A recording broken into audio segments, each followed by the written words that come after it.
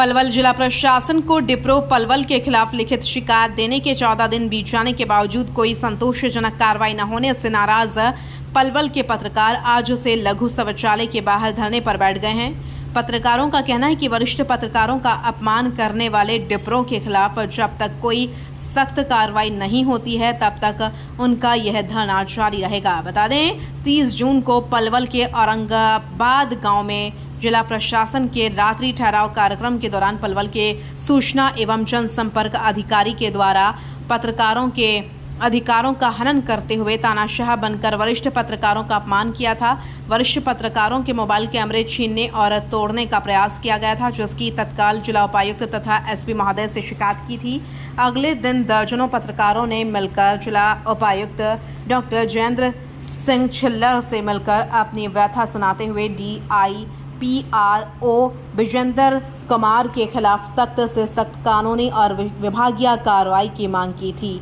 पत्रकारों का कहना है कि उसके बाद क्रमशः एसपी पलवल नीतीश अग्रवाल, होडल विधायक हरेंद्र, केंद्र राज्य मंत्री कृष्णपाल गुर्जर, खेल राज्य मंत्री गौरव गौतम के अलावा हरियाणा के मुख्यमंत्री नायब सैनी के मीडिया सलाहकार राजीव जेटली को ज्ञापन देकर डिप्रो के खिलाफ सख्त कार्रवाई कर तत्काल उसका तबादला करने की मांग की गई। लेकिन घटना के 14 दिन बीत जाने के बाद भी जब प्रशासन की ओर से कोई कदम नहीं उठाया गया तो आखिरकार आज हम क्रमिक सांकेतिक धरने पर बैठने के लिए मजबूर हुए हैं और जब तक हमें न्याय नहीं मिलेगा तब तक हमारा धरना जारी रहेगा।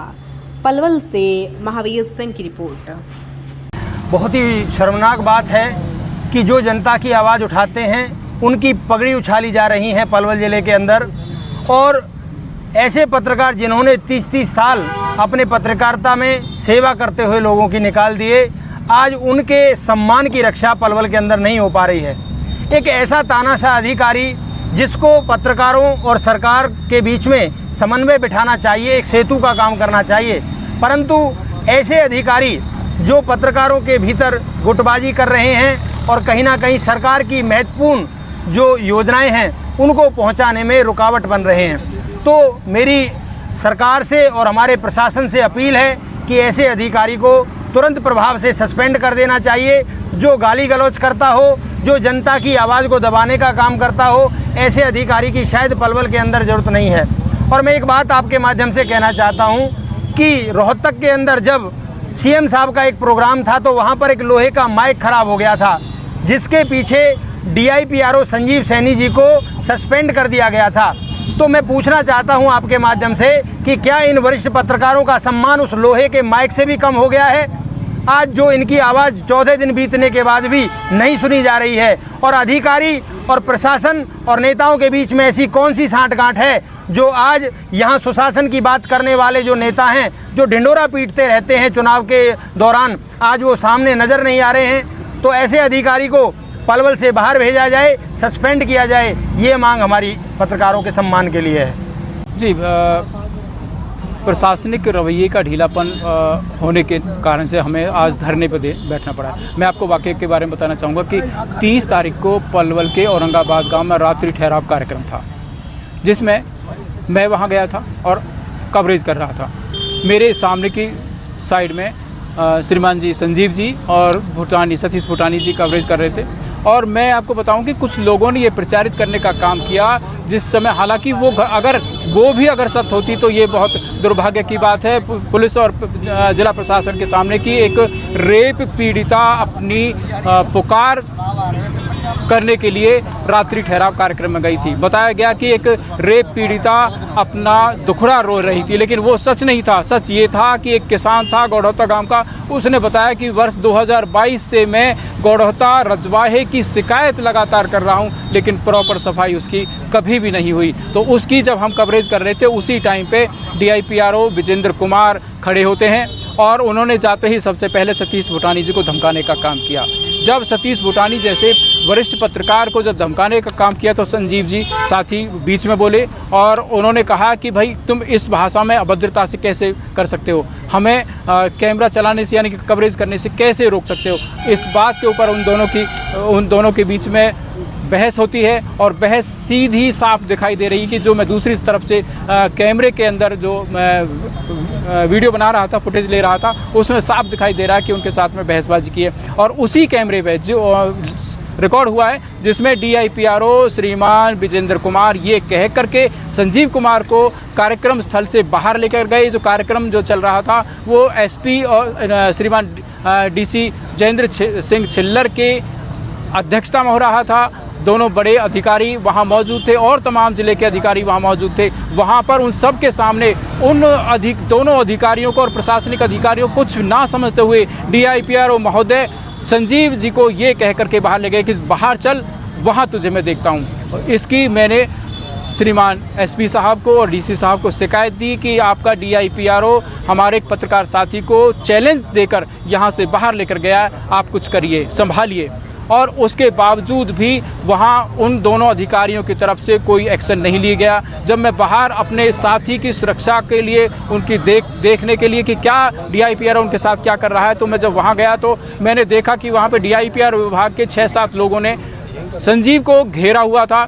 एक इलेक्ट्रीशियन है जिसने संजीव जी का हाथ पकड़ा हुआ था और DIPRO भद्दी गालियां दे रहा था, माँ बहन की गालियां दे रहा था। मेरे से और कुछ नहीं बना। मैंने अपने पास में रखा हुआ मोबाइल निकाला और रिकॉर्डिंग करने की कोशिश की और उसमें बहुत थोड़ी सी रिकॉर्डिंग हो पाई। इतने में ही इन लोगों ने, DIPR के लोगों ने मेरा मोबाइल जबरन बंद करा दिया और उन्होंने मुझे धमकियाँ दी, मुझे बहुत कुछ कहा और ये कहा कि इन यूट्यूबर्स को, यानी कि ये जो DIPRO है जो जिसका काम पत्रकारों के बीच में समन्वय करने का काम है, वो भेदभाव करने का काम कर रहा है कि ये यूट्यूबर है, ये फलाना डिजिटल का है, ये मेन स्ट्रीम मीडिया का है। तो उसने सबसे पहले यही कहा कि इन यूट्यूबर्स को तू क्यों लेके आया है। मैंने कहा कि मैं नहीं लेकर के आया हूँ, तू ही तो लेकर के आया है। फिर मैंने कहा कि ये भाषा कौन सी है, ये तू कहे करके जो बोल रहा है, ये क्या तरीका है, ये क्या लहजा है। और उसके बाद उन्होंने मुझे एक तरह से खा जाने की दृष्टि देखते हुए और मुझे कैमरे को जो तोड़ने का, छीनने का प्रयास किया। जिस समय पर पहली बार में जब कैमरा बंद हुआ तो मुझे धमकी दी कि मुझे कहा कि मुझे पता है तेरा बेटा मेरे कार्यालय में काम करता है, उससे नौकरी से निकलवा दूंगा और तेरा जो मान्यता प्राप्त जो पत्रकार है, तेरी एक्रीडेशन है, उसे समाप्त करा दूंगा। सीधे सीधे मुझे धमकी दी। और उसके बाद फिर मुझे मेरा जो कैमरा जब मैंने बड़ी मुश्किल से दोबारा चलाया तो कैमरे को तोड़ने का और छीनने का प्रयास किया। तो ये जो तानाशाह है, इस DIPRO ने पलवल के पत्रकारों के बीच में बहुत मोटी खाई डाल दी है। जिस दिन से ये आया तब से इसने भेदभाव शुरू कर दिया था और पत्रकारों के बीच में इतना भेदभाव कर दिया, फूट डालने का काम किया है जो अभी तक भी जारी है। और ये जो अधिकारी है ये अपने आप को DC और SP महोदय से ऊपर समझता है। यही कारण है कि उसके खिलाफ कोई कार्रवाई नहीं हुई। हमें लगता है कि ये DIPRO DC साहब और SP साहब से बिल्कुल ऊपर है और अब इतने दिन हो गए तो मुझे लगता है कि ये सरकार से भी ऊपर है, क्योंकि इसने दलित कार्ड भी खेलने का कोशिश की है और इसने हमारे खिलाफ हमें पता लगा है कि हमारे खिलाफ शिकायत दी है कि जिसमें SC ST एक्ट लगाने का प्रयास किया जा रहा है और ये आरोप भी लगाया कि हमने सरकारी काम में बाधा डाल दी है।